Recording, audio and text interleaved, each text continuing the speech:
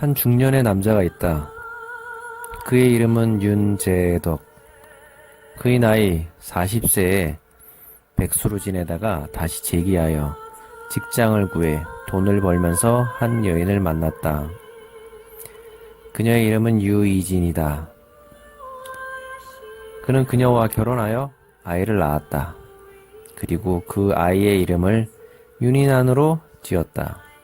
그렇게 행복한 시간이 흘러가고 있었다. 어느 날이었다. 그가 회사에 일찍 출근하여 화장실 끝사러에서 일을 보고 있었다.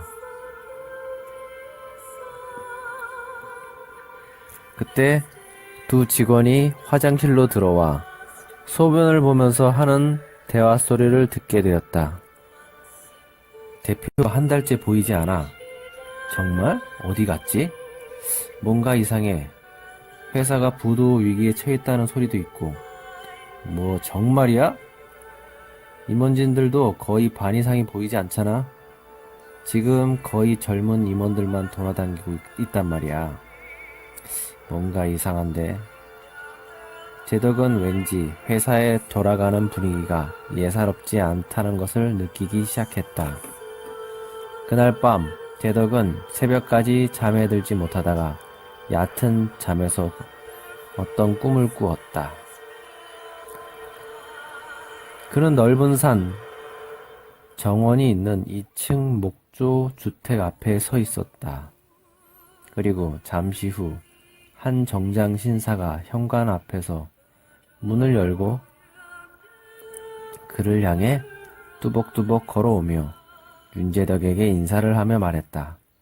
안녕하세요? 갑자기 웬 낯선 남자가 접근을 하자 당황한 그는 퉁명스럽게 물었다. 예, 안녕하세요. 근데 누구시죠? 그 남자는 자신을 소개할 의사가 없는 듯 다시 되물어 왔다. 선생님의 이름이 윤재덕 씨가 맞으시죠? 네, 맞습니다만 어떻게 하시죠? 재덕은 남자가 자신의 이름을 알자 왠지 덜컥 겁이 났다. 이상한 사람이 자신의 신상을 캐고 속여서 자기를 치려는 것이 아닐까 하는 우려도 들었다. 일단 눈으로 확인시켜드리지요. 남자가 갑자기 오른손으로 큰 원을 그리며 이상한 행동을 취했다. 그런데 주변이 갑자기 다른 세상으로 뒤바뀌어 버렸다. 남자가 만들어낸 세상 안에는 오직 제덕과 이진뿐이었다. 그리고 다른 세상 속에는 마치 입체 동영상이 재생되는 스크린을 보는 기분이 들었다. 제덕의 회사에서 검찰 관계자들이 출두하여 모든 정보를 박스에 담고 있었다. 회사가 부도가 나서 그는 하루아침에 일자리를 잃게 되었다.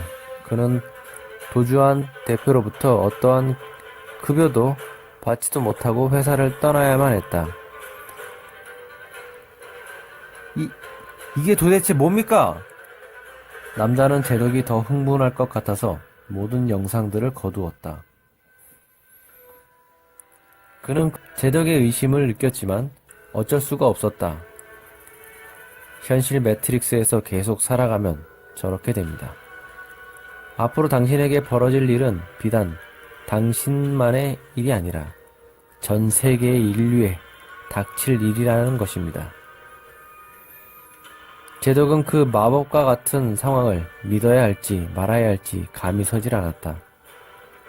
옆에 있던 이진은 반대로 남자의 능력 그리고 방금 전에 벌어졌던 상황을 사실로 받아들이고 공포에 젖은 눈빛을 하고 있었다. 남자는 제덕의 심정을 충분히 이해했기에 그에게 말미를 줄 뜻으로 말했다. 제 말이 바로 믿겨지지 않으실 겁니다. 제덕 씨 회사가 부도를 맞은 건 이미 1년 전 일입니다. 현재 당신의 회사는 파생 금융 상품을 사들여 돈으로 대체하고 빛을 불리면서 사업을 하고 있었습니다. 불확실성 상품에 투자를 해온 것이지요. 그곳의 대표는 이미 도주로를 확보한 상태고 200여 명의 임직원들은 그것도 모르고 미친 듯이 일을 하고 있습니다. 조사해보세요. 그럼 알게 될 것입니다. 제덕은 꿈에서 깨면서 온몸에 소름이 끼치는 기분에 휩싸였다. 그 이상한 꿈에 그는 온몸에 서리를 맞은 기분이 들었다. 그는 빨리 회사에 가서 그의 불안한 기분이 사실인지를 확인하고 싶었다. 회사로 출근하는 지하철에서 스마트폰을 통해 인터넷에 뜨는 수많은 중소기업과 중견기업들, 대기업들이 부도를 맞고 줄 도산하는 보도 검색어를 보고 화들짝 놀랐다. 지하철에 있는 사람들도 긴급 뉴스에 우왕좌왕하는 표정들이었다. 설마. 텔레비전에서도 수많은 대기업과 중소기업들이 부도를 맞았다는 뉴스가 긴급히 보도되고 있었다. 설마 우리 회사도? 그때 아내 이진호로부터 전화가 왔다. 여보, 뉴스에서 난리야. 대기업들이 부도를 맞고 있어. 나도 스마트폰으로 봤어. 지금 출근길이야. 응, 회사 가는 길인데 지난주부터 대표님이 안 보여서 이상했는데 우리 회사도 어떻게 되는지 알아봐야 해. 알았어. 나도 확인하고 전화 줄게. 윤재덕은 어째서 일이 이렇게 갑자기 터지는지 이해가 안 갔다. 대체 경제가 어떻게 돌아가기에 모든 회사들이 한 방에 무너지는지 알 수가 없었다. 회사로 출근한 사람들은 다들 어이가 없는 표정들이었다. 당황하고 맥을 못 추리는 기운 빠진 남직원들과 여직원들은 어지럽혀진 회사 주변을 배회하고 어떤 이는 이사와 대표의 사무실을 뒤지며 상황을 파악하려고 노력하고 있었다. 제덕은 사장실에서 서류를 살피고 있는 김 차장을 발견하고 그에게 다가갔다. 김 차장은 평소에 제덕과 친한 사이였기에 가까이 대할 수 있었고 그는 그에게 상황을 물어보았다. 김 차장님, 어떻게 된 겁니까? 사장님은요? 강 과장. 사장이랑 이사는 튄 것 같아. 그럼 우리 월급은요? 퇴직금도 날아간 겁니까? 젠장, 나도 몰라. 나는 여기서 벌써 10년째란 말이야. 너는 아직 1년밖에 안 됐잖아. 내 퇴직금이 공중분해됐다고. 제덕은 그를 그대로 둬야 할 것 같았다. 그 상황을 믿지 못하는 그는 모든 증거물을 찾아야 하는 상황이었던 것이다. 그나마 손해를 덜 본 상황인 제덕은 사무실을 벗어나며 다시 이진에게 전화를 걸었다. 이진이 전화를 받으며 먼저 입을 뗐다. 여보, 어떡해. 우리 회사 대표가 도망갔대. 이미 회사는 부도 처리되고 지금 세무과에서 와서 여기저기 물건에 압류 표시를 붙이고 있어. 이런 어쩌지? 세상이 어떻게 된 거야? 몰라. 일단 집에서 봐. 응.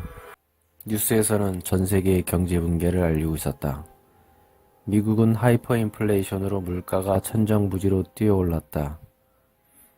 대부분의 보이지 않는 채권자들이 공매도에 나선 상태였고 수많은 기업들이 부도를 맞이했다. 월가의 모든 금융과 뱅크 오브 아메리카, 체이스뱅크, 시티뱅크 등등 이미 부도를 맞이했다. 오일값과 식료품, 일반 잡화, 의류, 수산물 등의 가격이 폭등했다. 그런데 떨어지지 않는 것은 부동산이었다. 이 세상은 상위 소수 1%만이 생존할 수 있는 경제 상황으로 치닫고 있었다. 제덕은 집으로 돌아와 이진과 함께 밥을 먹으며 말했다. 원달러 환율차가 천정부지로 올랐어. 그래서 한국은 이미 다 부도 상태인데 지금까지 언론이 틀어막다가 오늘 터뜨린 거야. 이를 어쩌지?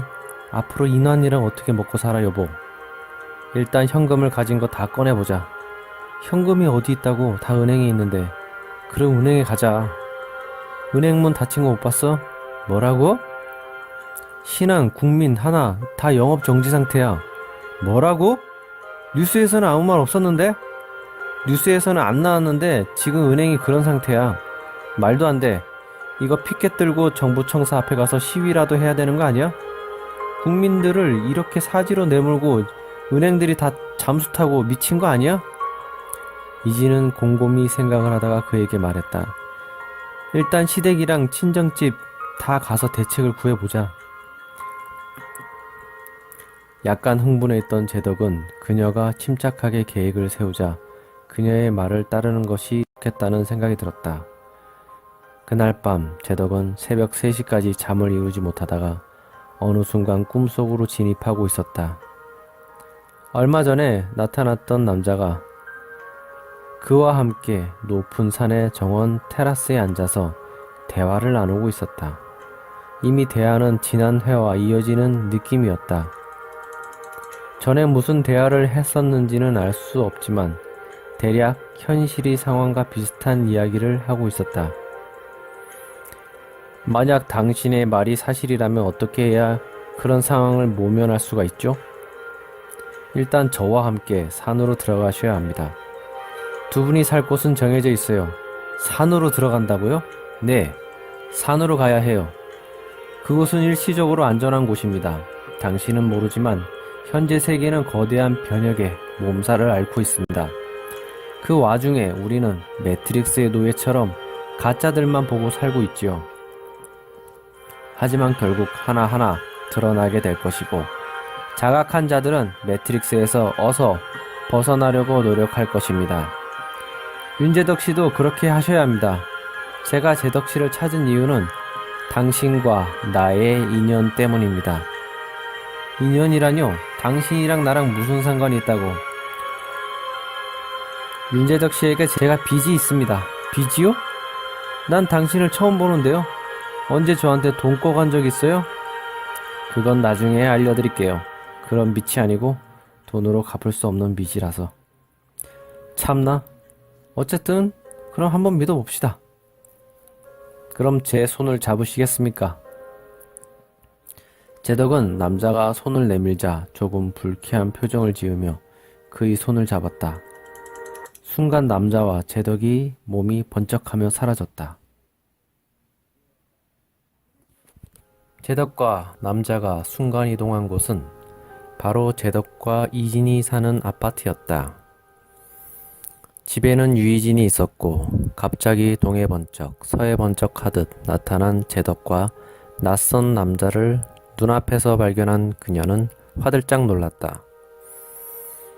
하지만 꿈속의 상황이라 이해에 불과한 모든 과정은 생략된 듯 전후 과정 불문하고 꿈속 상황은 계속 진행되고 있었다.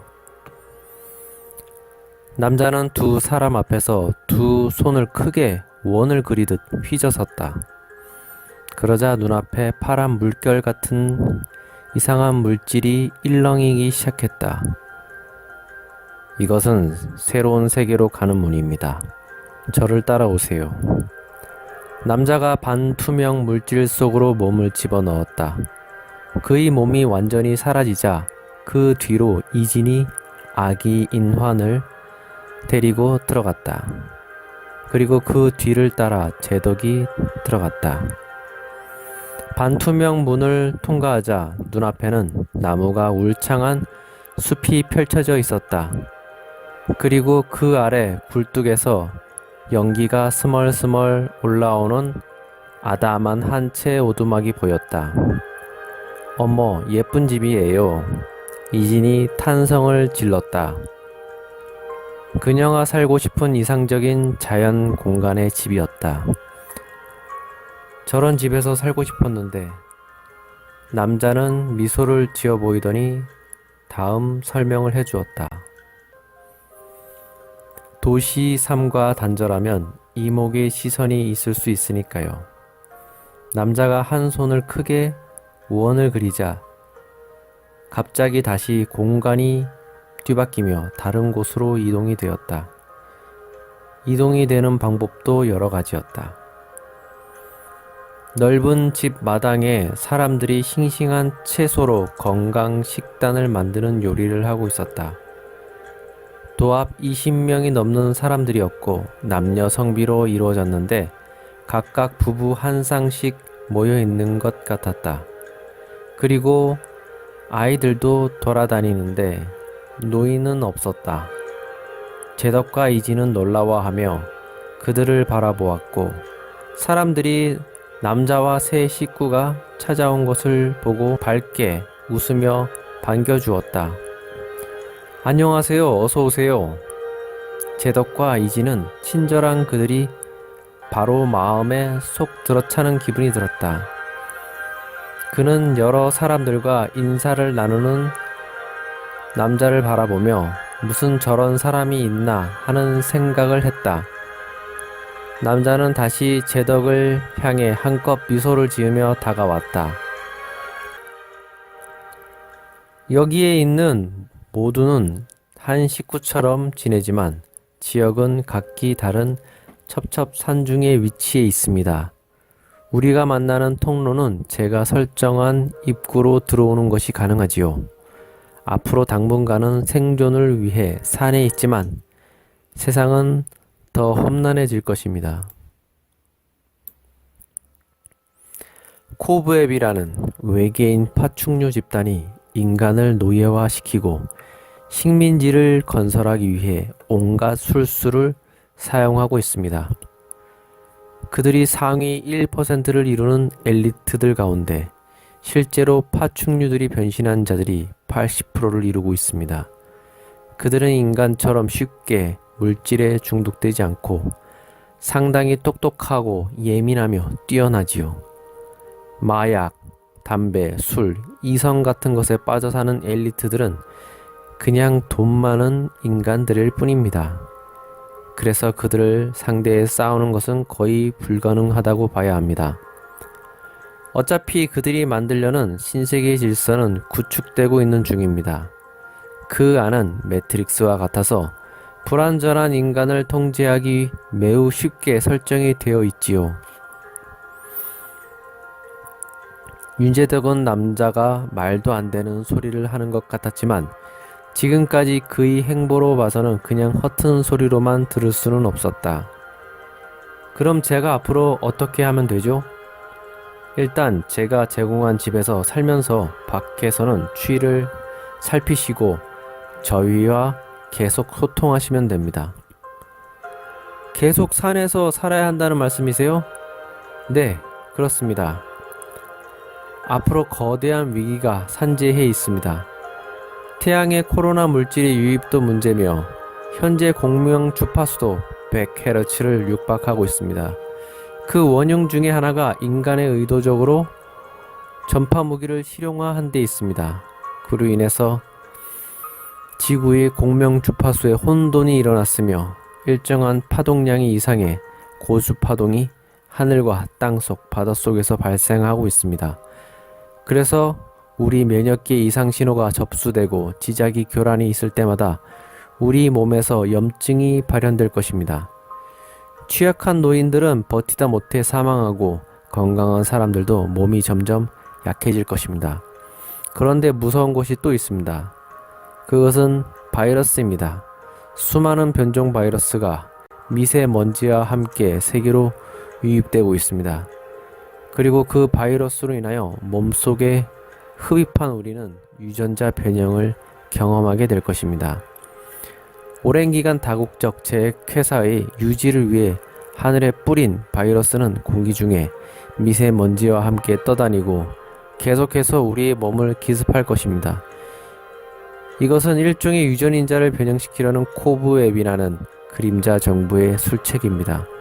지금까지는 조심스럽게 뿌려 잘 몰랐지만 이번에는 거의 실험적인 것이라 각종 변종 바이러스에 노출되면 치명적 모든 면역 시스템에 영향을 주게 됩니다. 아내 이지는 인환을 안고 사람들과 음식을 함께 만들고 있었다. 남자는 제덕에게 말했다. 같이 식사합시다. 제덕씨, 앞으로 세상에 큰 일이 벌어지면 우리도 어서 든든하게 먹고 준비를 해야 해요. 제덕은 밝게 미소를 지으며 대답했다.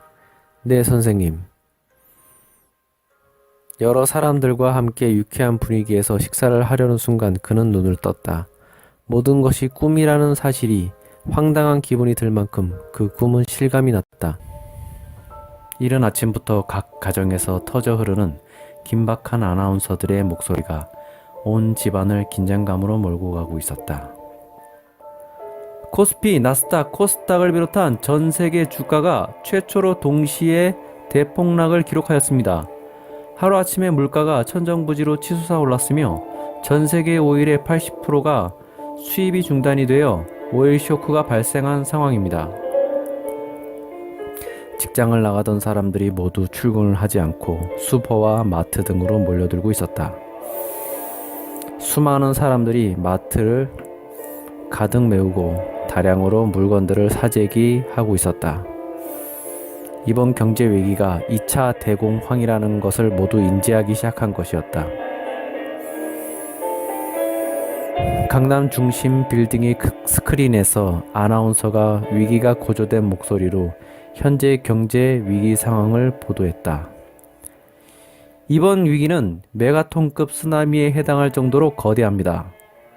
한국, 삼성, LG, 현대를 비롯한 국내 30여 개의 대기업이 부도 신청을 냈으며 일본의 도요타, 소니를 비롯한 수십여 기업과 미국의 애플과 마이크로소프트, 쉐보레 등이 부도를 막고 폐업을 신청했습니다.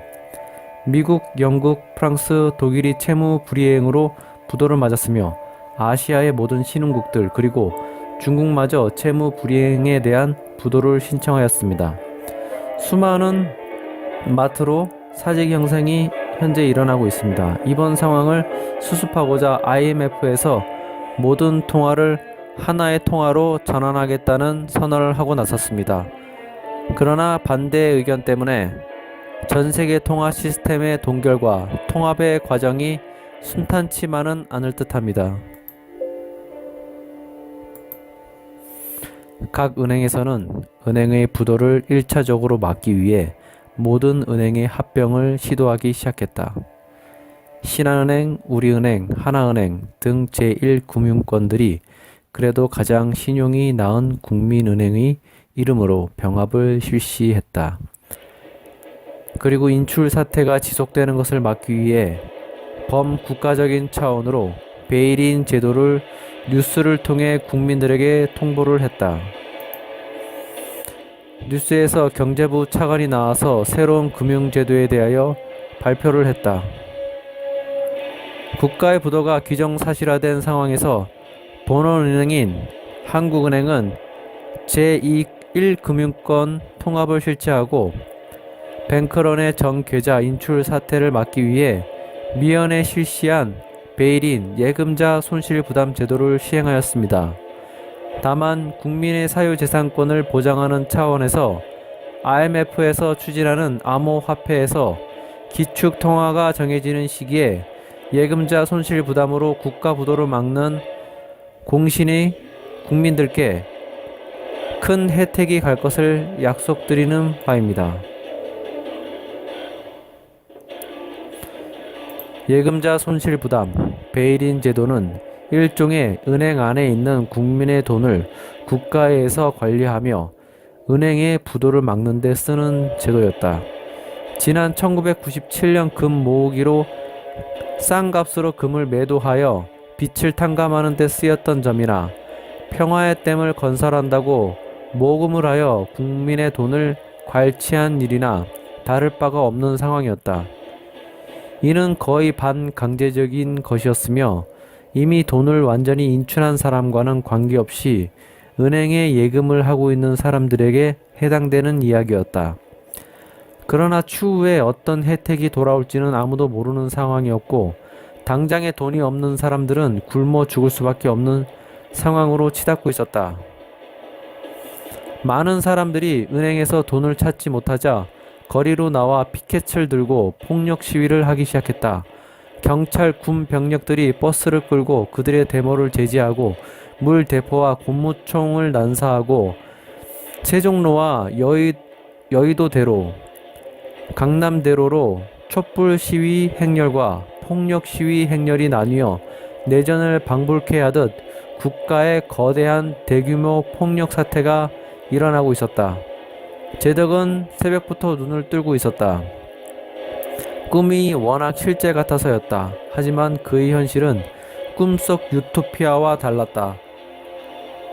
그는 당장 생존 준비를 하지 않으면 안 되는 상태였다. 문득 제덕은 예전에 대공황이 올 것이라는 믿음을 가졌을 당시 달러와 금을 일부 숨겨놓았던 기억이 떠올랐다. 그런데 그는 결혼하면서 이사 올 때 그것을 챙기는 것을 새까맣게 잊고 있었던 것이었다. 부모님 집의 비밀 장소에 고스란히 숨겨져 있을 금과 달러를 생각하니 정신이 번쩍 들었다. 아내 이지는 여전히 세상 모르고 잠에 골아 떨어져 있었고 이난 역시 방에서 곤히 잠들어 있었다. 그는 시계가 5시를 가리키는 것을 확인하고 옷을 제대로 갖춰 입고 차키를 챙긴 뒤 현관 밖으로 나섰다. 부모님 집은 그가 사는 아파트에서 그닥 멀지 않은 곳에 있었다. 그는 차로 10분 만에 부모님 집에 도착하여 벨을 눌렀다. 새벽잠이 없는 아버지가 문을 열어주었다. 아니, 이른 새벽에 웬일이냐? 상황이 급한 것 같아서요. 이런 상황에 아무것도 준비된 게 없거든요. 그래도 침착해야지. 그러다가 병난다. 일단 올라가자. 예. 3층 단독주택 집으로 들어간 제덕은 새벽부터 움직여서 아버지, 어머니까지 긴장하게 만들어 놓았다. 제덕의 어머니는 둘째 아들의 출연에 눈을 비비며 대하고 있었다. 제덕이야, 새벽부터 왔냐? 새아기는 자고 있어요. 인환이도 잘 있고? 그럼요. 그런데 전 잠이 안 오네요. 그래, 아버지와 얘기해봐라. 따뜻한 꿀물이라도 타줄게. 예, 감사합니다.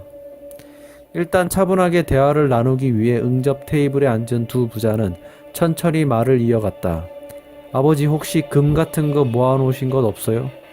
금이야, 예전에 IMF 겪은 뒤 2008년도 미국 부도 사태 있고 나서 조금 사뒀던 게 있긴 하지. 다행이에요. 저도 이번에 대공황 겪는다고 루머 돌 때 루머가 사실이 되긴 했지만 아버지 집 제 옛날 방 안에다가 금이랑 달러를 사뒀거든요. 정말이야?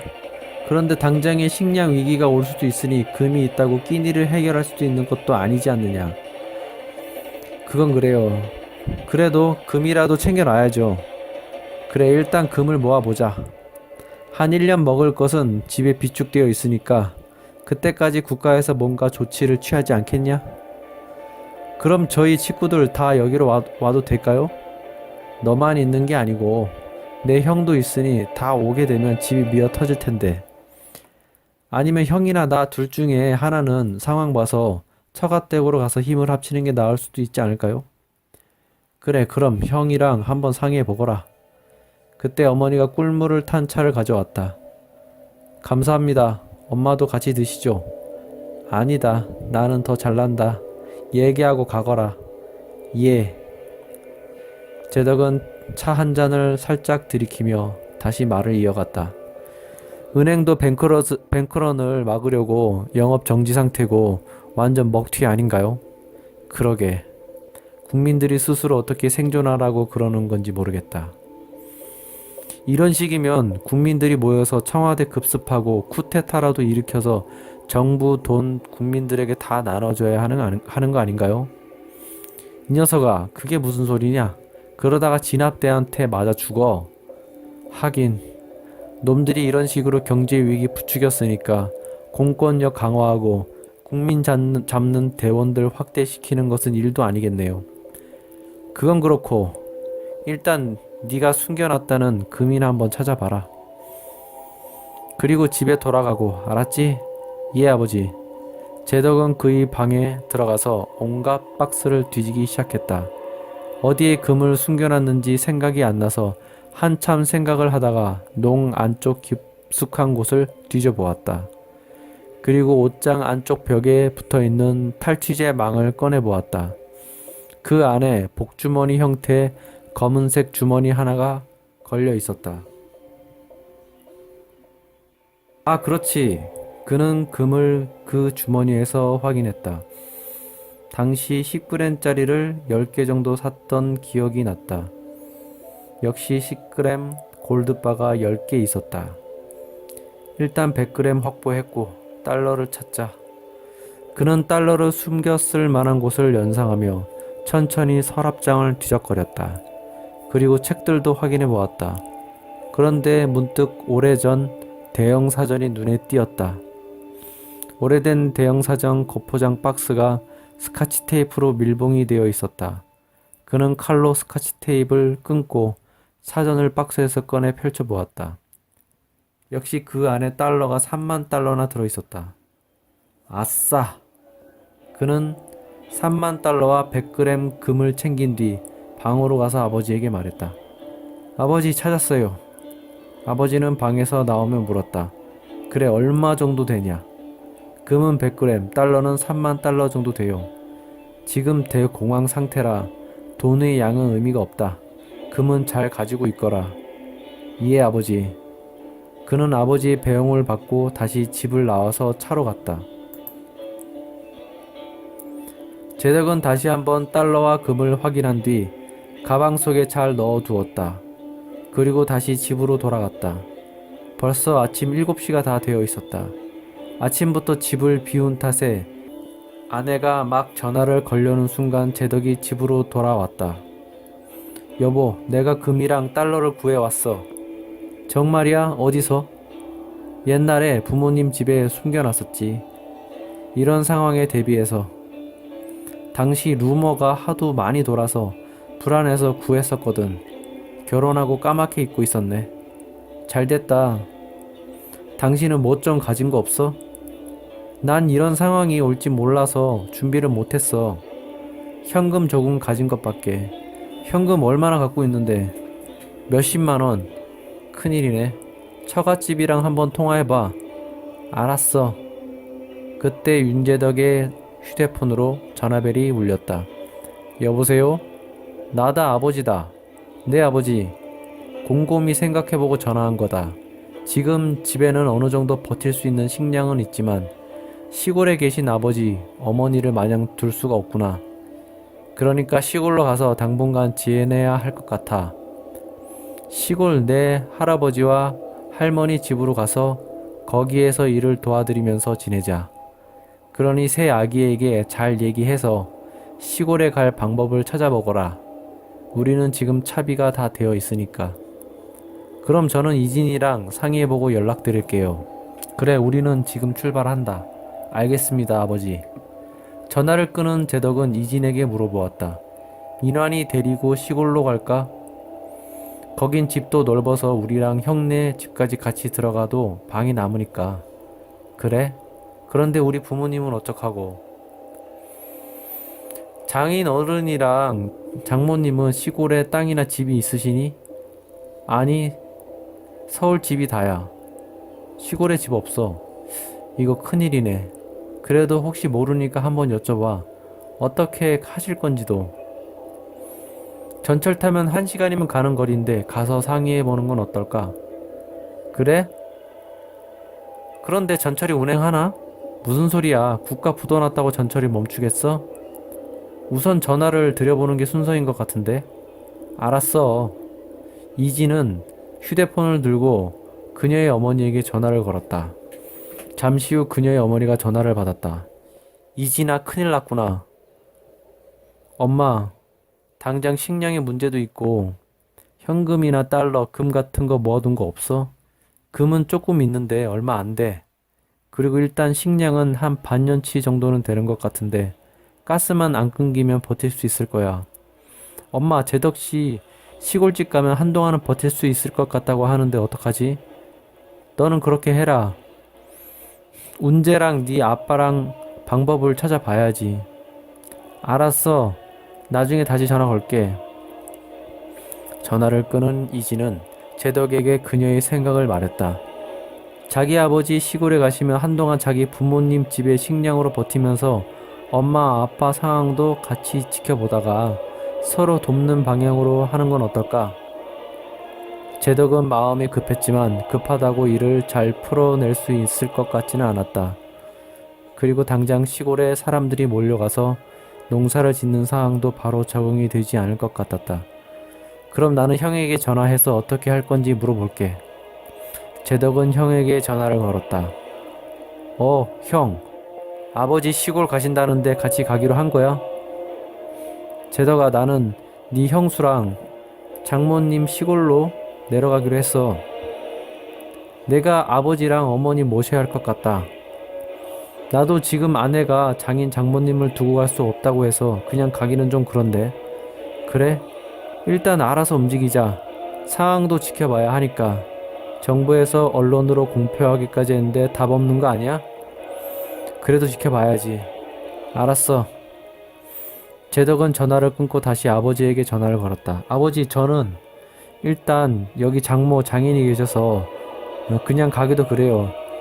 상황 보고 시골로 가는 방향으로 하는데 당분간 아버지 어머니 집 음식 좀 가져가서 먹어도 될까요? 그래, 음식을 웬만한 건 다 챙겨서 가고 있는데 지금 어쩌지? 그때 옆에 있던 어머니가 전화를 바꿔달라고 하며 인계를 받고 말하기 시작했다. 제덕아, 집에 가면 김치 냉장고에 김치가 있고 창고에 쌀 3포대는 남겨놨다. 열쇠 있지? 열쇠 있어요. 그럼 그거 가지고 가서 당분간 챙겨 먹어라. 알겠어요. 조심히 내려가세요. 그래. 전화를 끊은 제덕은 이진에게 말했다. 일단 장인 장모님도 방법 생기고 문제 하나하나 해결하시고 우리도 여기서 버텨도 되면 최대한 버텨보자. 만약 그게 힘들면 시골로 가서 농사라도 지어서 서로 나눠 먹기라도 해야지. 응. 제덕은 이진을 붙들며 다시 한번 당부했다. 이럴 때일수록 서로 힘을 합쳐야 돼. 뭉치면 살고 흩어지면 죽는 거야. 알았어. 나는 지금 부모님 집에 가서 음식을 좀 가져올 테니까 당신은 인환이 잘 보고 있어. 응. 아파트에서 차를 끌고 도심 밖으로 나온 제덕은 은행마다 몰려있는 사람들을 보고 혀를 내둘렀다. 제2금융권인 저축은행 앞에서는 더 많은 사람들이 도로 밖까지 밀려 나올 정도였다. 차들은 사람들 때문에 중앙선을 넘어서 천천히 이동하고 있었고 그로 인하여 도로 위의 정체가 심해지고 있었다. 제덕 역시 1금융권에 돈이 1억 가까이 있었지만 그 돈을 찾기는 힘들 것 같았고 달러를 모아둔 것을 다행으로 여기는 중이었다. 그는 부모님 집에서 음식을 가지러 갔다가 쌀과 물 그리고 김치 냉장고에 반찬을 챙기려고 집안을 돌아다니던 중 문득 다른 생각이 들었다. 그는 이미 예전에 아래층 임차인도 모두 다 나가고 텅 빈 집 안들을 돌아다니다가 옥상으로 올라가 보았다. 옥상은 꽤 넓은 것들이 벽돌로 적당히 울타리를 쳐서 텃밭을 만들어도 되겠다는 생각이 문득 들었다. 아파트에 있는 것보다 인환이랑 이진이랑 여기서 살아야겠어. 이건 정말 기회가 될 수도 있어. 집을 어느 정도 개조해서 도심 텃밭을 만들고 자체 농사를 짓는 거야. 제덕이 막 집을 벗어나려고 하는 상황이었다. 막 계단 아래를 디디려고 하는데 갑자기 사방이 흔들리면서 그는 발을 헛딛고 말았다. 그는 대문 쪽으로 구름에 엎어졌다. 쿠르르르르. 어마어마한 소음이 사방에서 울려 퍼지고 있었다. 그는 흔들리는 땅에서 좀처럼 일어날 수가 없었다. 대체 뭐지? 그는 혼잣말을 되뇌며 몸을 간신히 일으켜 대문을 열고 밖으로 나갔다. 땅이 흔들리며 사방의 건물들이 좌우로 들썩이고 있었다. 지진이야. 그는 차량 쪽으로 달려갔지만 땅이 심하게 흔들려서 좀처럼 빠르게 달릴 수가 없었다. 안 돼! 제덕은 당장에 떠오르는 것은 인환이 뿐이었다. 하지만 아내 이진 그리고 차차 아버지 어머니가 떠올랐다. 큰일이야. 서울에 지진이 일어나다니.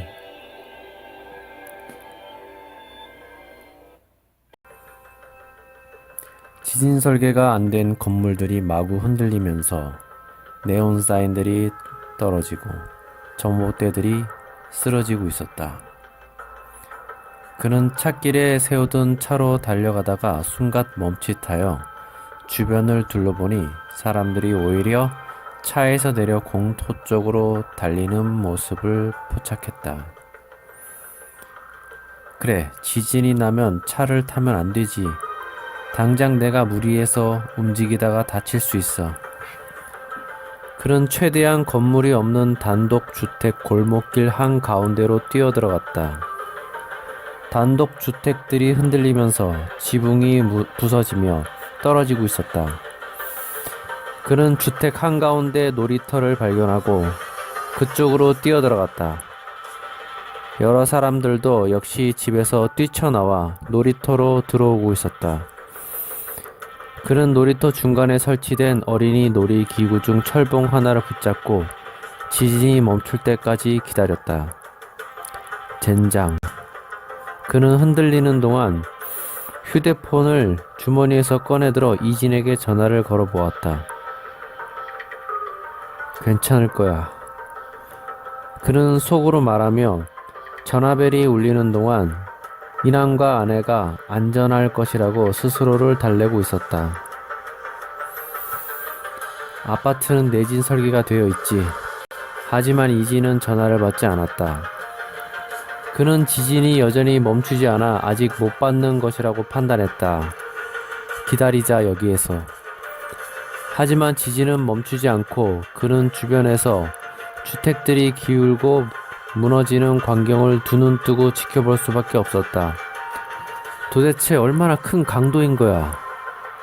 그때 멀리 보이는 아파트가 도미노처럼 쓰러지는 것을 발견하고 그는 경악했다. 도저히 기다릴 만한 상황이 아니라고 판단한 그는 놀이터 밖길 한가운데 쓰러져 있는 오토바이를 하나 발견하고 그쪽으로 쏜살같이 달려가 오토바이를 일으켜 세운 뒤 열쇠가 꽂힌 것을 확인한 다음 바로 올라탔다. 그는 고민도 할 것 없이 시동을 걸었다. 주변으로 파편이 떨어지고 있었지만 그는 당장 아파트로 달려가지 않으면 안 되는 상황이었다. 시동이 걸리자 그는 떨어진 파편들, 건물들 잔해들이 널린 비보호 도로를 달리기 시작했다.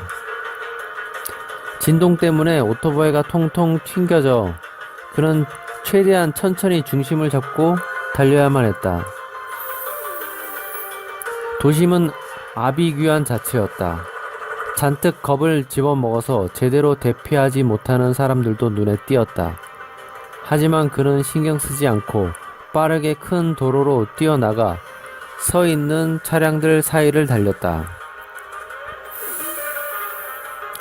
아스팔트 도로가 부서지고 여러 군데 싱크홀이 발견되어 그는 최대한 우회하며 차량들 사이를 달렸다. 그 사이를 달리면서 이미 싱크홀 속에 몇 대의 차량들이 굴러떨어져 있었고 갈라진 아스팔트 사이에 낑긴 차들도 있었다. 그는 겁이 났지만 인왕과 아내를 생각하며 정신을 바짝 차리고 아파트로 접근해 갔다. 마음이 급해진 그는 아파트 입구 쪽을 확인하고 달리다가 눈앞에 경차가 달려오는 것을 미처 발견하지 못하고 그대로 돌진했다. 경차가 급정거를 하자 그는 놀라서 옆으로 오토바이가 넘어졌고 그의 몸이 바닥으로 대굴대굴 굴렀다. 차에서 내린 남자가 오토바이랑 부딪히지 않은 것을 다행이라고 생각하더니 차를 끌고 쓰러진 제덕과 오토바이 옆을 지나가 버렸다. 제덕은 바닥에서 벌떡 일어나 다른 생각도 할 겨를 없이 아파트 쪽으로 달려갔다. 아파트 몇 동이 쓰러져서 옆 아파트로 기울어져 버티고 서 있었다. 그는 쓰러진 아파트가 그가 사는 109동이 아니라는 것을 확인하고 다행이라고 생각하며 가슴을 쓸어내렸다. 그리고 아직 흔들림에 버티고 있는 109동 아파트로 달려가던 중에 하늘에서 떨어지는 유리와 부서진 난간이 옆으로 떨어져서 깜짝 놀라며 옆으로 비켜섰다. 젠장. 그는 다시 아파트 입구를 찾아 5층으로 급하게 올라가기 시작했다. 여진이 지속됐지만 다행히 좀 전만큼 진동이 크지 않아서 움직이는데 큰 장애가 없었다. 5023호에 도착한 제덕은 문을 두드리며 벨을 눌렀다. 집안 화장실에서 인환을 풀어엎은 채 숨을 죽이고 기다리던 유이진이 벨소리에 반가워하며 화장실 밖으로 뛰쳐나갔다. 그녀가 문을 열자 임재덕은 이진과 인환을 와락 안으며 눈물을 흘렸다. 다행이야. 어디 다친 데 없어. 이진 역시 눈물을 흘리며 대답했다. 괜찮아. 자기는? 난 괜찮아. 재덕은 눈앞에서 앵앵대고 있는 인환이의 이마에 키스를 하며 말했다. 인환아, 괜찮아. 울지마. 인환이는 엄마 가슴 앞에 엎인 채 분위기에 탔는지 겁에 질린 듯한 눈으로 아빠를 바라보고 있었다. 여보, 지금 여진이 있지만 또 어떻게 될지 몰라. 생존 가방이랑 내 돈이랑 챙겨서 일단 여기를 나가자. 응. 재덕은 예전에 준비해서 응접실 창고에 넣어둔 생존 가방을 꺼낸 뒤 농이 쓰러지고 텔레비전도 떨어져 있는 방으로 들어와 달러와 금이 든 가방을 집어들고 거실로 뛰쳐나갔다. 그는 돈과 금을 생존 가방에 몰아넣은 뒤 그녀에게 매라고 한 뒤 인환이를 인계받았다. 그리고 집을 벗어나 천천히 5층에서 1층으로 걸어 내려갔다. 1층으로 거의 다 도착했을 때 갑자기 주변이 더 크게 흔들리기 시작했다. 그는 이진의 손을 잡고 한쪽 팔은 아기 몸을 잘 감싸 안은 채 아파트 밖을 힘차게 달렸다. 아파트 입구를 완전히 빠져나갔을 때 계속되던 여진이 순간 멈추었다.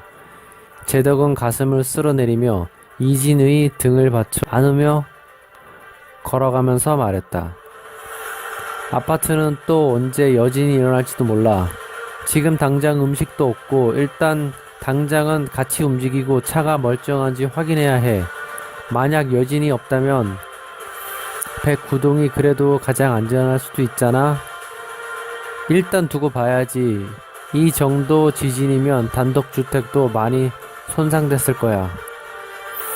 이진이 말했다. 그럼 어떡하지? 일단 차로 가보자. 지진이 또 일어날 수 있잖아. 재덕은 말하면서 최대한 건물이 없는 단독주택 골목길 안 한가운데로 뛰어들어갔다. 재덕의 아파트와 아버지 집과는 빠른 걸음으로 15분 정도 걸리는 거리에 있었다. 하지만 대지진으로 인하여 도로와 인도는 파손되었고 붕괴된 건물만 해도 수만 채가 넘었다. 오토바이로 정신없이 달려서 10분 만에 도착하는 것은 그의 정신력 덕분이었다. 그만큼 도로와 도심은 대혼돈 상황과도 같았다. 많은 사람들이 도로와 인도로 나와서 황당한 상황에 경악을 금치 못하는 표정을 짓고 있었다. 노후에 건물이 붕괴되어 잔해에 깔린 사람도 상당수였다. 사방에서 통곡 소리가 멈추지 않았다. 주변에 사이렌 소리가 크게 들리고 있었다. 화재로 불이 난 건물들이 많은지 하늘에 검은 연기가 솟아오르고 있었다.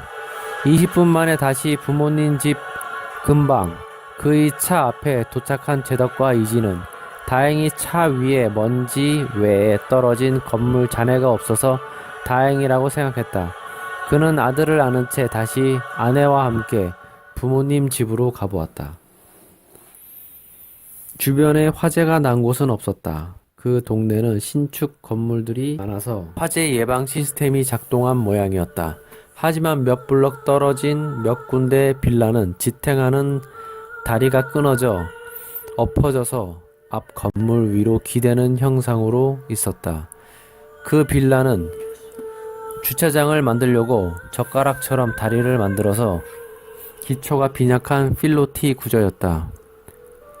그의 부모님 집은 단독주택이었지만 2010년에 철골 콘크리트로 다시 지은 내진 설계된 빌라형 주택이라서 다행히 무너지지는 않았다. 이들 가족은 이미 위기에 대한 예방을 생각했던 사람들이었다. 재덕은 우선 아기를 이진에게 맡기고 차 안에서 기다리게 한 다음 문을 열고 떨어진 벽체 잔해들을 밟으며 올라가 보았다. 집안 주변이 난장판이었다. 천장의 조명등이 깨져서 떨어져 있었고 가구들이 엎어져 있었다. 전기는 나가서 켜지지 않았고 보일러 등 많은 기계들이 작동을 멈추어 있었다.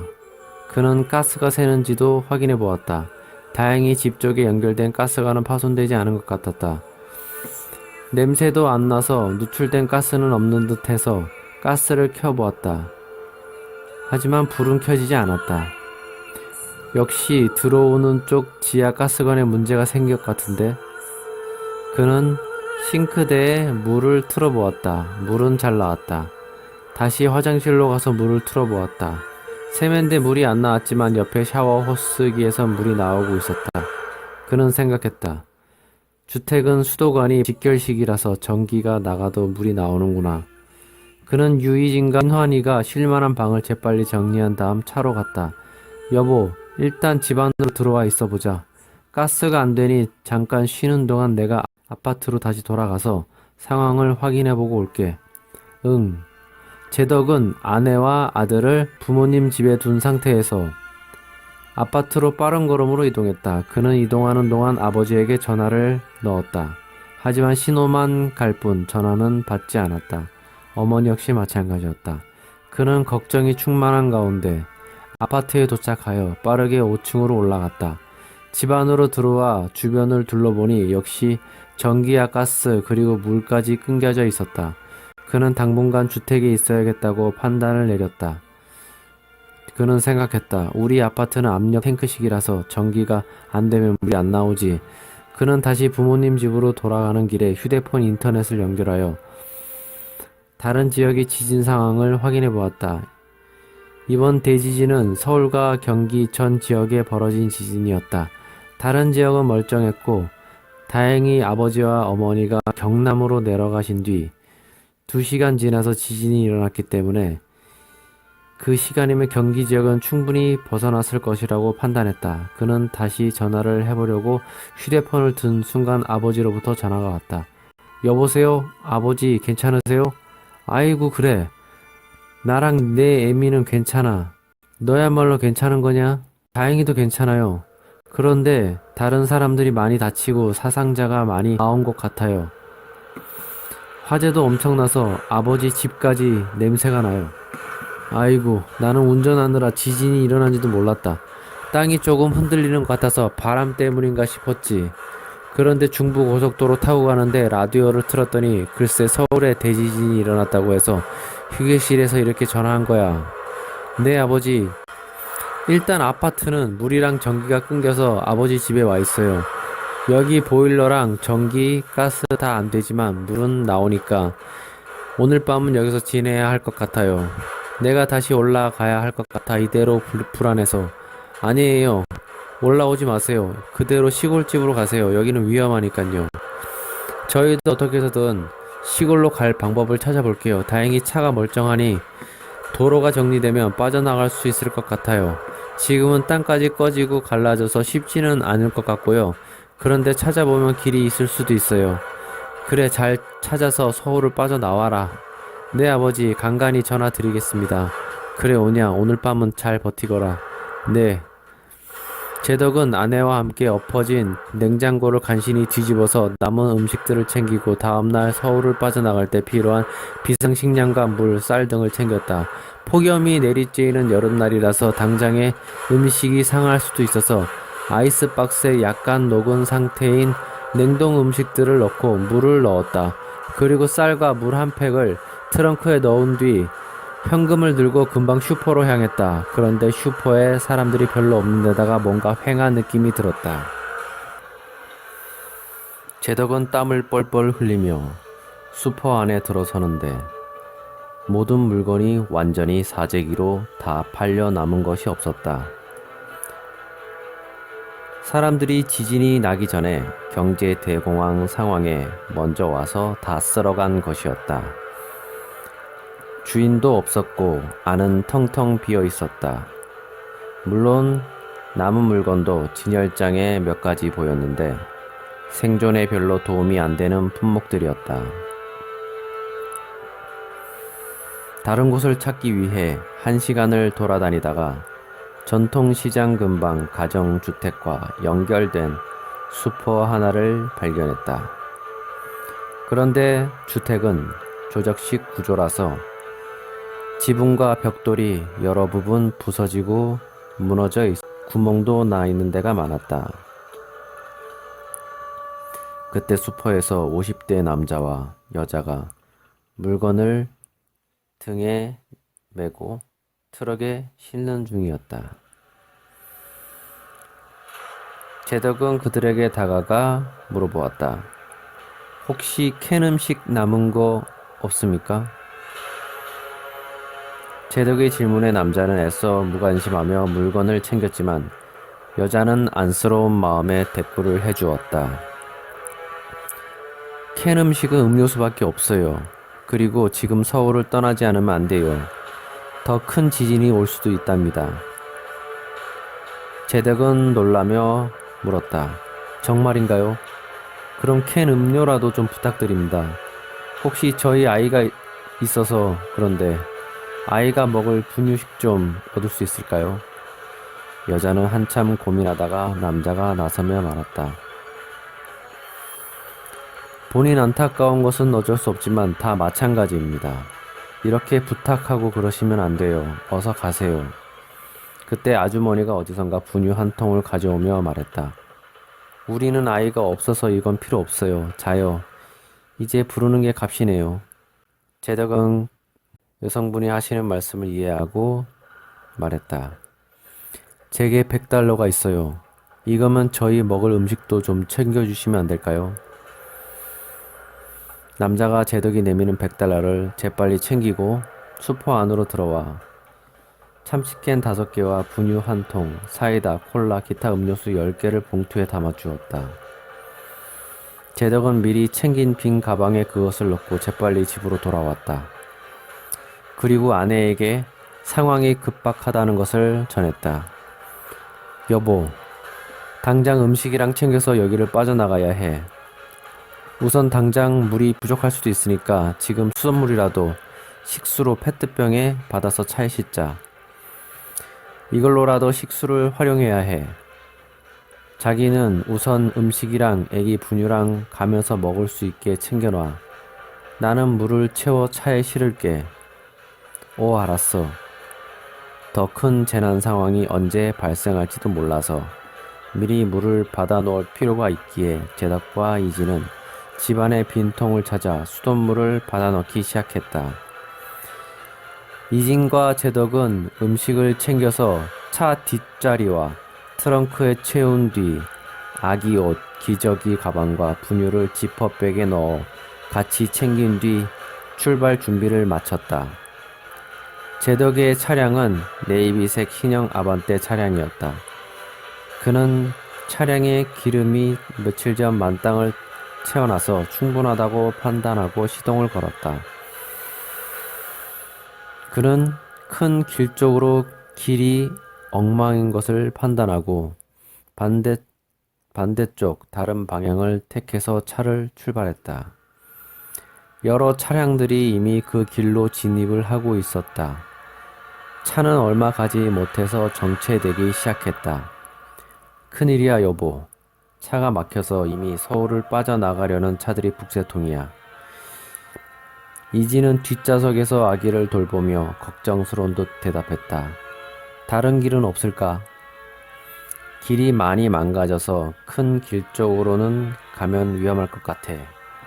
아까 아파트 쪽 가는 길에 싱크홀이 엄청나게 많이 생겼어. 지진으로 부실했던 곳이 땅이 다 꺼진 것 같아. 큰일이네. 일단 참고 기다리면 가다 보면 시간 내에 빠져나갈 수 있을지도 몰라. 쾅! 앞에서 약간 충돌하는 소음이 들렸다. 놀란 그는 급브레이크를 밟았다. 그의 차량이 부딪힌 것은 아니었지만 앞에서 사고가 난 모양이었다. 사고 차량은 급하게 내려서 부딪힌 부분을 보더니 다시 차에 타서 운전을 하기 시작했다. 소리만 조금 요란했지 범퍼끼리 부딪혀 살짝 찌그러진 정도였다. 상황이 급해서 그들은 서로 분쟁을 일으키지 않기로 한 것이었다. 제덕은 다시 지진이 날까봐 겁이 났지만 서울을 우선 빠져나간다면 한시름 놓을 수 있을 것 같았다. 2시간 정도 갔을 때 차량은 최대한 우회해서 겨우 외곽 순환도로를 탈 수 있었다. 하지만 외곽 순환도로 역시 손상된 곳이 있어서 차들이 최대한 1차선으로만 달리고 있었다. 지나가다 옆을 보니 2차선과 3차선의 도로가 패이고 갈라진 곳이 두드러지게 눈에 띄었다. 안에는 차량들이 떨어져 박혀있는 광경도 더러 목격되었다. 그는 차를 몰면서 하늘을 보았다. 어느 순간 구름이 가득 차고 있었다.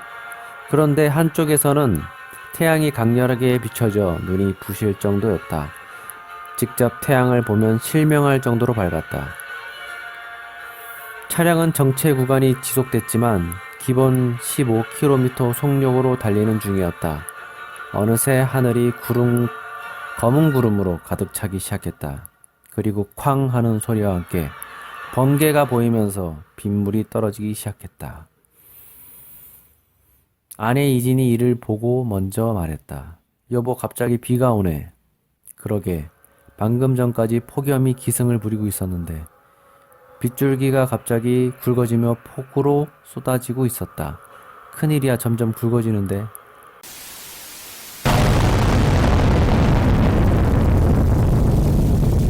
천둥소리였다. 응애, 애언이가 놀라서 울기 시작했다. 지진이 났을 때 겁을 먹어서 울지도 않았는데 이번에는 제대로 놀란 모양이었다. 폭우가 쏟아지는 상황에서 1시간을 더 가다가 중부 고속도로를 갈아타자 어느 정도 정체 차량이 완화된 모습을 보였다. 하지만 여전히 차들이 많아서 기본 50km 이상의 속도를 낼 수가 없었다. 그때 앞에 가는 차량들이 당황했는지 멈춰선 채 멈칫멈칫하다가 몇몇 차량들이 우측에 보이는 톨게이트로 몰려들기 시작했다. 놀란 제덕은 비상 깜빡이를 켜고 무슨 일인가 하며 차에서 내려 비를 맞으며 주변을 살펴보았다. 그러고 보니 고속도로 아래쪽에 긴 호수가 보였고 물의 수위가 거의 도로를 넘기 직전이었다. 젠장. 제덕은 차에 다시 탄 뒤 톨게이트로 빠져나가는 차량 뒤에 바짝 붙었다. 이미 날이 어두워져 있었고 어두운 밤에 폭우는 전혀 줄어들 기미를 보이지 않고 있었다. 그는 톨게이트를 빠져나가 경사가 높은 쪽으로 가야 한다고 판단하고 운전을 했다. 그때 뒤에서 사람들이 차에서 막 내려 톨게이트 쪽으로 달려오고 있었다. 그는 다시 차에서 내린 뒤 뒤를 확인해 보았다. 홍수가 이미 고속도로를 넘어서 흘러 들어오고 있었다. 그는 이난이가 있는 차문을 열고 이진에게 소리쳤다. 여보, 가방이랑 음식 챙겨. 그는 이난이를 알아서 그의 가슴 앞으로 아기를 맨 뒤 머리를 방수 커버로 씌우고 트렁크로 가서 비상식량과 쌀이 든 생존 가방을 챙겨 뒤로 맸다. 이진 역시 차에서 내려 물과 음식이 든 가방을 뒤로 맸다. 물이 막 밀려드는 광경은 가로등을 비춰 보였고 그 수위가 점점 높아지고 있었다. 제덕은 왼손은 이진의 손을 잡고 오른손은 인환이의 머리를 붙든 채 힘차게 달리기 시작했다. 그는 앞에서 달리는 사람들, 산 쪽 위에 있는 사람들이 몰려서 고함을 지르는 광경을 보고 깜짝 놀랐다. 이진이 놀라 돌아보았다. 생각보다 더 큰 물결이 빠르게 고속도로를 범람한 것이었다. 제덕은 이진과 함께 미친 듯이 산 쪽으로 달리기 시작했다. 높은 지대에서 사람들 역시 놀란 표정으로 산 쪽으로 빠르게 도망쳤다. 제덕의 뒤에서 도망치던 사람들이 거침없이 밀려드는 물결에 휩쓸리고 있었다. 한 발 한 발 내딛는 순간 뒤에서 도로와 인도의 방향대로 홍수가 밀려 넘치고 있었다. 뒤에서 사람들이 고함 소리가 들렸다. 산으로 진입하는 입구 앞에 그만 이진이 넘어지고 말았다. 여보. 이미 5발자국이나 떨어지고 나서야 유이진이 넘어진 것을 확인한 제덕은 그녀를 부르는 순간 눈앞에 거대한 물결이 그녀가 있는 자리를 빠르게 휩쓸고 지나갔다. 안 돼! 그가 경악하는 사이에 홍수는 산 위로 치고 빠르게 상승하고 있었다. 제덕은 한순간 아내를 잃은 것에 슬퍼할 여력도 없었다. 그는 이난이를 살리기 위해 미친 듯이 산 위로 달려오르기 시작했다. 물은 미친 듯이 치고 올라오고 있었다.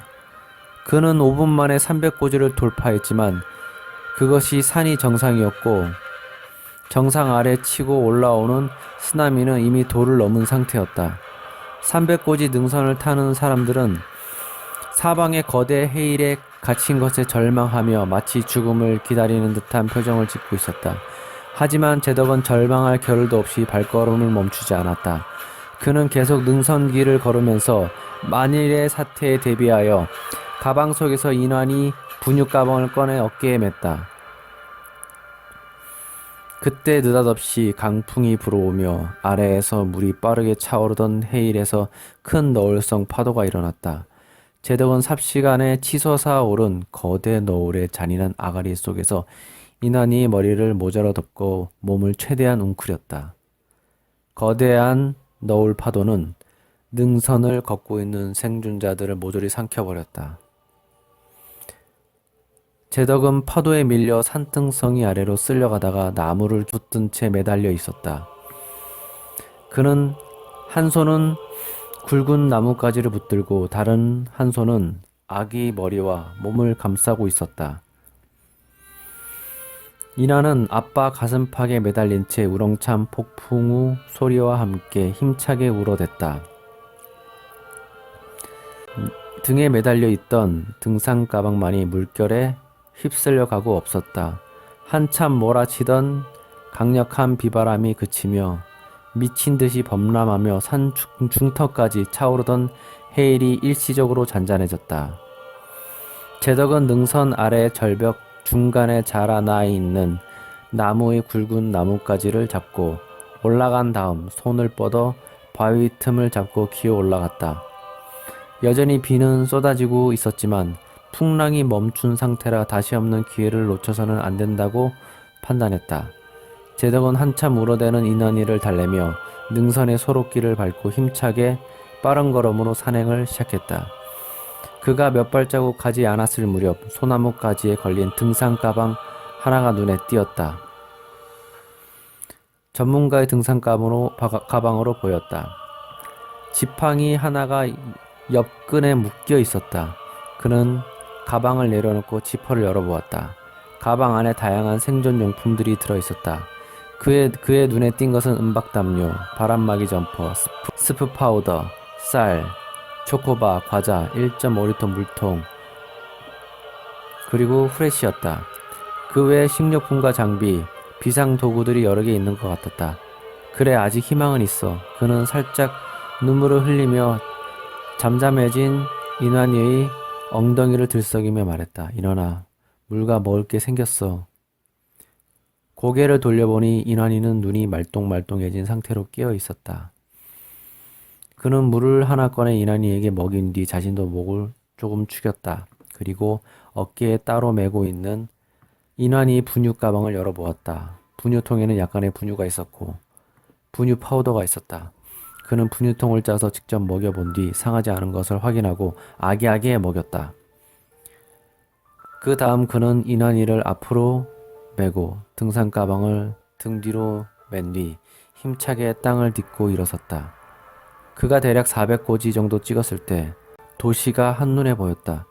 평소의 도시가 아닌 거대한 홍수에 잠긴 도시였다. 제덕이 있는 지점은 풍랑이 거세지지는 않았지만 아래를 내려다보니 해일이 산을 중턱까지 치고 오르는 중이었다. 그 속도를 가늠하기는 힘들었다. 이럴 수가. 어찌 이렇게 빨리. 그는 한 손에 지팡이를 빠르게 찍어 올리며 평소의 걸음 이상의 속도로 산을 오르기 시작했다. 그의 손목에 찬 시계는 저녁 7시를 가리키고 있었다. 점점 날은 어두워져 가고 있었다. 하지만 산으로 올라갈수록 해지는 시간은 점점 단축되는 기분이 들었다. 중간에 다시 도시가 보이는 위치에서 내려다보았다. 도시를 삼킨 잔잔한 바다는 무척 검어 보였다. 이대로 죽는 것인가? 이미 한국에 생존자는 없을 것이라고 생각이 들었다. 그는 체력이 고갈된 상태였지만 인환을 살려야 한다는 마음에 힘든 줄도 몰랐다. 그는 물 한 모금을 들이킨 뒤 다시 힘을 내서 산을 타기 시작했다. 800고지를 찍었으니 500고지를 더 올라가야 한다. 하지만 산행은 처음 오르기 시작한 것보다 더 쉽게 느껴졌다. 발 뒤로 물이 튕기는 기분이 들었다. 한 두 줄 떨어지던 비가 점점 굵어지기 시작했다. 그는 재빨리 큰 절벽에 비를 가릴 만한 장소로 이동해 미리 가방을 뒤져보았다. 역시 다양한 장비 가운데 우비가 있었다. 그 우비는 판초 우의 형식으로 되어 앞뒤로 다 덮을 수 있었다. 그는 인환이 얼굴에 모자를 푹 눌러 쓰인 뒤 우비를 덮었었다. 제덕은 다시 힘차게 지팡이를 찍어가며 남은 500고지를 탈환하기 위해 오르기 시작했다. 다시 높은 위치에서 아래를 내려다 보았다. 해일과의 차이가 그가 위치한 곳에서 한 1km 정도 나는 것 같았다. 반드시 살아야 해. 드디어 산의 1000고지를 넘었다. 그가 타고 있는 산이 어떤 산인지 알지도 못했다. 그래도 적어도 1000고지를 넘는 것을 보니 한국 명산 중 하나인 것은 분명했다. 다시 뒤를 돌아 아래를 내려다보니 헤일이 한 800고지를 탈환한 듯해 보였다. 멈출 생각이 없어. 제덕은 능선을 타면서 양옆으로 다시 한번 시커먼 바다를 내려다보았다. 1000고지가 넘는 산을 에워싼 바다는 이미 한반도뿐만 아니라 세계를 뒤덮은 듯 했다. 1000고지 다음 위로 한 300고지 이상은 되어 보이니 소백산 정도는 될까? 그는 인환에게 분유통을 꺼내 살짝 먹인 다음 물도 먹였다. 인환아, 괜찮지? 걱정 마. 조금만 더 가면 될 거야. 그는 다시 절벽 아래를 내려다 보았다. 정상까지 물이 휩싸이는 것은 시간 문제였다. 그는 앞이 점점 어두워지자 다시 가방을 내려놓고 후레쉬가 있는지 찾아보았다. 가방에 손을 넣고 이리저리 휘젓다가 뭔가 발견한 제덕은 그것을 꺼내보았다. 그것은 이마에 다는 후레쉬였다. 그는 후레쉬를 켜보았다. 불은 잘 들어왔다. 그는 잘 됐다 싶어 후레쉬를 이마에 장착하고 불을 켠 뒤 능선을 타고 달리기 시작했다. 그리고 나머지 300고지를 향해 산을 타기 시작했다. 이번엔 로프와 장비가 필요했다. 물론 기존 등산객을 위한 길이 마련되어 있었다. 그 중에 다리가 만들어지기 힘든 곳은 타고 오르기 쉽게 줄도 미리 준비되어 있었다. 하지만 어둠 속이라 잘 보이지 않았다. 게다가 비바람 때문에 줄은 계속 흔들리고 있었다. 그는 등산 스틱을 가방 옆에 꽂고 줄을 잡고 빠르게 힘차게 바위를 딛고 올라섰다. 그런데 그만 한 발을 헛디고 말았다. 앗! 놀란 제덕은 잔뜩 겁을 집어먹은 상태로 두 손으로 로프를 꽉 붙들었다. 그때 그만 가방에 매달려 있던 스틱이 절벽으로 떨어졌다. 그는 힘을 다해 발을 디뎌 다시 바위를 기어 올라갔다. 다음 능선에 발을 디디든 그는 스틱이 떨어진 절벽 아래를 내려다 보았다. 절벽 아래는 검은 파도가 휘몰아치고 있었다. 그는 살짝 눈물을 흘리며 다시 발을 내딛었다. 마지막 희망을 찾기 위해 절망의 기분으로 다시 산길을 밟았다. 이제는 사방으로 둘러싸인 거대한 해일이 매우 가깝게 보였다. 그는 황량한 기분이 들었다. 1440고지를 탈환하고 더 이상 오를 장소는 없었다. 그는 최고봉 위에 오른 뒤 사방을 둘러보았다. 검은 바다가 무섭게 파도치며 그와 그의 아들의 목숨을 노리는 것 같았다. 그는 다시 최고봉 아래쪽에 비를 피할 만한 바위 틈 아래로 이동했다. 그리고 그 자리에 앉아서 가방을 열고 이난이에게 분유를 새로 타서 먹이며 말했다. 여기가 끝인 것 같아, 이난아. 어쩌면 마지막일지도 몰라. 그는 가방에서 초코바를 하나 꺼냈다. 이게 내 인생의 마지막 식사인 것 같아. 그는 눈물을 흘리며 초코바를 깨물었다. 거친 비바람에 그의 몸이 흔들렸지만 초코바 맛은 일품이었다. 그는 눈물과 콧물을 다 흘리며 초코바 하나를 더 꺼냈다. 죽더라도 잘 먹자. 눈앞으로 인장머리 없이 차고오르는 시커먼 수면이 보였다. 아직 100m 아래에서 넘실대고 있었지만 물은 계속 차고 오르는 중이었다. 아들아, 미안하다. 지켜주지 못해서. 이 세상에 나왔는데. 그는 눈을 감았다. 한순간 거대한 파도가 하늘을 가렸다. 완전한 폭풍우가 된 어마어마한 해일이 마지막 봉우리를 집어삼켰다. 종국의 운명은 두 부자에게 끝을 맞이하게 했지만 아기를 살리기 위해 산의 정상을 타라는 제덕은 최선을 다했기에 하늘에서 다시 아내를 만나도 원망을 듣지 않아도 될 것이었다.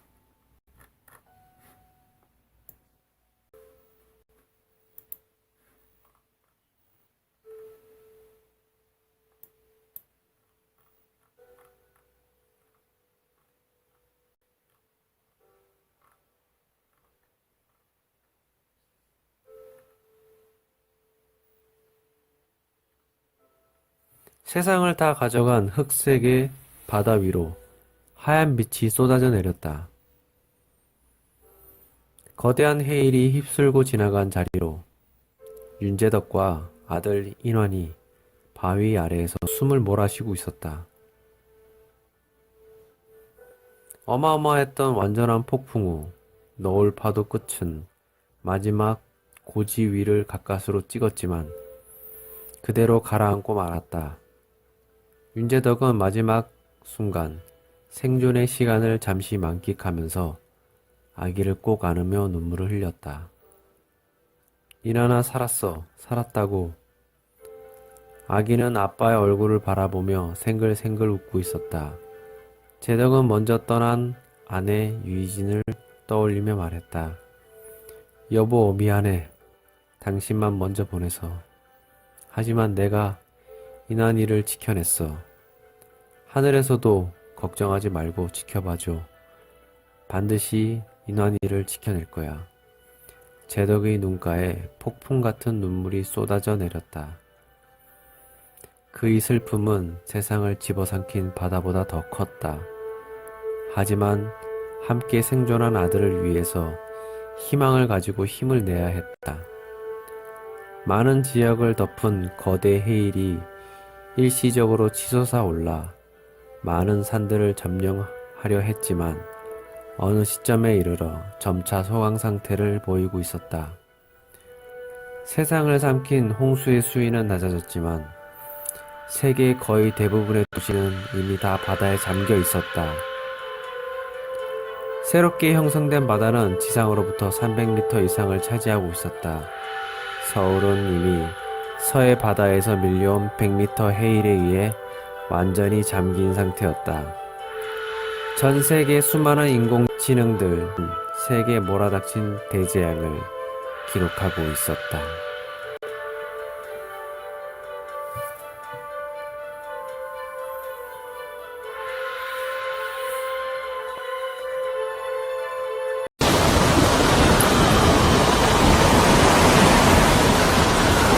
한 시간 전, 윤재덕과 유희진이 갑자기 불어난 물살을 피해 산으로 도피하는 순간이었다. 이진이 뒤처져 재덕의 뒤를 따라 달리다가 그만 엎어지고 말았다. 제덕이 놀라 돌아보고 그녀를 도우려고 할 틈도 없었다. 지대가 높아 내려갈 수 없는 상황이었는데 갑자기 거친 물결이 가로밀려와 그녀의 몸을 덮치고 말았다. 순식간에 벌어진 일이라 제덕은 아주 짧은 순간 넋을 잃고 말았다.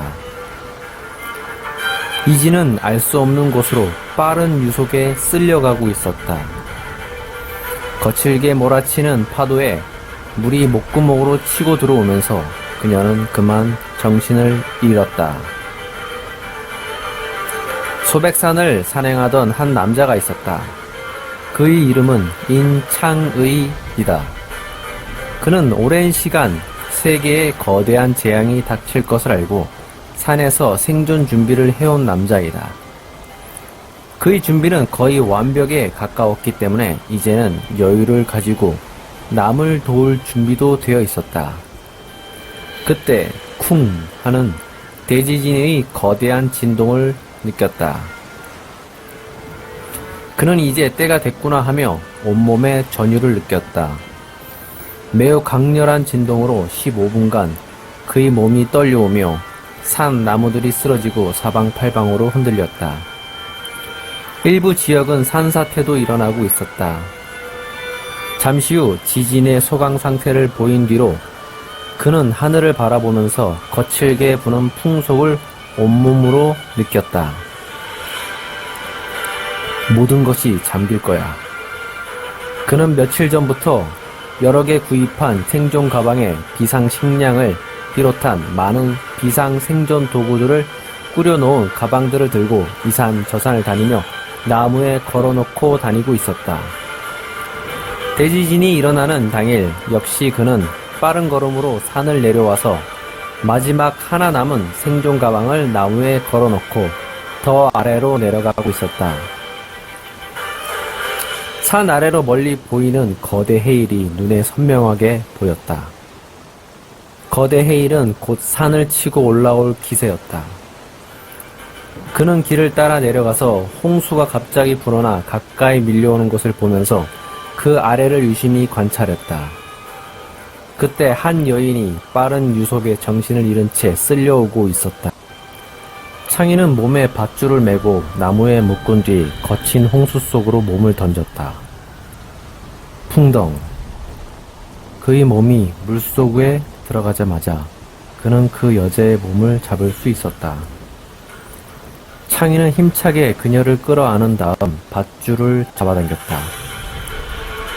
거친 홍수의 물살이 우회를 하면서 그와 그녀의 몸이 산길쓱 위쪽으로 회전을 했다. 그는 재빨리 두꺼운 나무의 옆가지를 붙들었다. 그리고 겨우 능선 위로 올라가 몸에 묶인 밧줄을 풀었다. 그는 그녀를 업은 채 빠른 속도로 안전한 평지 위로 올라간 뒤 우선 그녀를 내려놓고 흉부에 양손을 대고 심폐소생술을 실시했다. 한참을 해도 의식이 돌아오지 않자 그는 최후의 수단으로 그녀의 신발과 젖은 양말을 벗긴 뒤 그의 허리춤에서 다용도 칼을 꺼냈다.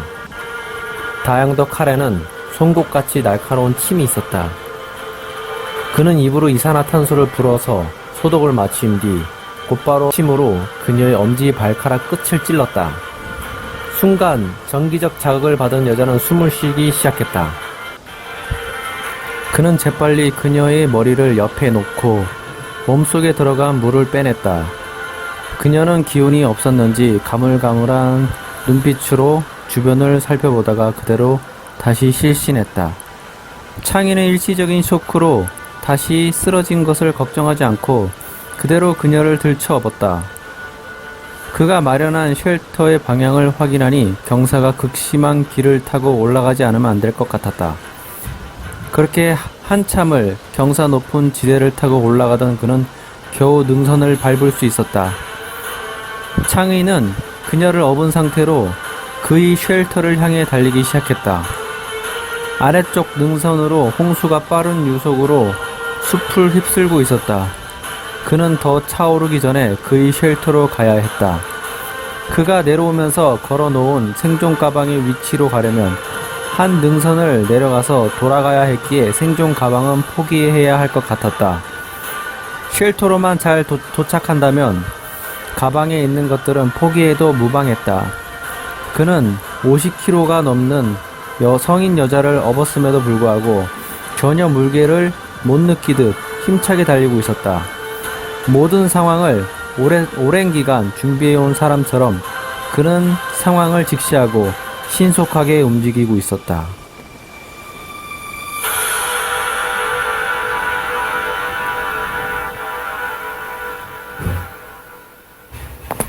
1시간 후, 윤재덕은 소백산 정상 작은 동굴에서 비를 피해 불을 피우고 휴식을 취하고 있었다.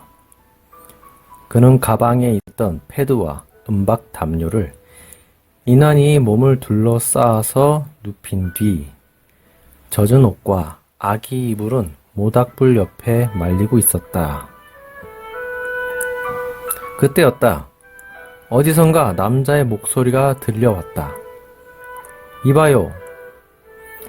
그는 자신에게 환청이 들리는가 싶었다.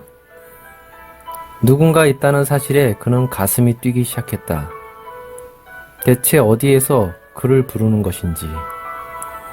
그때 동굴 입구 반대쪽에서 이상한 물체가 발견됐다. 제덕은 가까이 다가가서 그 물체가 무엇인지 확인해 보았다. 바위에 가려져 정확하게 안 보이던 물체가 보이기 시작했다.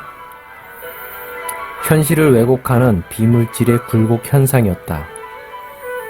그것의 일렁임의 색깔은 푸른 색깔이었다. 물결처럼 일렁이는 반투명한 색이 투명해지면서 뭔가가 보이기 시작했다. 구멍이 점점 커지며 그 안에 있는 것들이 보였다. 그들은 사람들이었다. 그리고 가장 한가운데 한 남자가 서 있었다. 그는 인창의였다. 이쪽으로 오세요. 네? 어서요. 제덕은 그 상황이 꿈일 것이라고 생각했다. 예전에 경제 혼란기 당시에 꿈으로 봤던 남자가 떠올랐다. 그리고 지금 그는 꿈을 꾸는 것만 같았다. 하지만 현재는 정말 사실이었다. 제덕은 정신을 차리고 동굴로 돌아왔다. 아기를 데리러 가기 위함이었다. 그는 인환을 안고 아기 분유 가방을 들고 다시 남자가 있는 곳으로 가보았다. 남자 옆에는 한 여인이 서 있었다. 제덕은 믿을 수가 없었다. 그녀는 바로 그의 아내 유이진이었다. 이진? 여보 어서 와. 그녀가 손짓을 하고 있었다. 어떤 영화에서 이런 장면을 보면 주인공이 죽을 때가 다 되어 정신을 잃었을 때 나타나는 현상으로 보이곤 했다. 그는 여전히 고민하는 표정이었다. 남자가 갑자기 성큼 밖으로 나와 그에게 다가왔다. 아내는 제가 구했어요. 함께 갑시다. 어떻게? 내 친구들은 버리지 않습니다. 어서 갑시다. 이곳은 잠시 동안만 괜찮을 겁니다. 곧 2차 재난이 일어날 것입니다. 2차 재난이라니요. 끝난 것이 아니었나요? 더 큰 해일이 일어나서 모든 산을 집어삼킬 것입니다. 그러니 이 세계를 벗어나야 살 수 있습니다. 그 신비하고 미스터리한 남자는 그의 등 뒤에 손을 올려 천천히 환자 데리고 가듯 포탈 쪽으로 접근해 갔다. 그리고 비물질 투명 포탈을 통과했다. 새로운 세계가 눈앞에 있었다. 포탈이 점점 작아지면서 사라졌다. 그곳은 숲이 있는 곳이었다. 그때 이진이 다가와 그의 아들 인환을 안았다. 이진아, 미안해. 내가 구해주지 못해서. 기쁜 눈물을 흘리며 이진이 인환을 들고 제덕을 안았다. 무슨 소리야? 어쩔 수 없었잖아. 제덕은 꿈이 아니기를 바라는 마음으로 그녀와 인환이를 함께 안았다. 믿을 수 없는 상황이었다. 기뻤다. 그는 더 이상 걱정하지 않아도 되는 것인가 하는 의문이 들면서 또 당장의 기쁨을 만끽하고 싶었다. 가족과 재회를 마친 제덕은 다시 인창이에게 다가와 말했다. 감사합니다. 어찌 이 은혜를 갚아야 할지. 다 인연이라서 그렇습니다. 그런데 여기가 어디인가요? 여기는 우리가 사는 세계와 완전히 다른 세상입니다. 산에서 어떻게 살아야 할지 막막했어요. 인환이를 데리고 그 희망의 문이 더 커져서 이곳으로 오게 되었군요. 제덕은 눈물을 흘렸다. 그 눈물은 멈추질 않았다. 많은 일들이 있었고 결과적으로 세상은 멸종하였다. 그는 그리고 그의 가족은 그곳에 살아남아 있었다.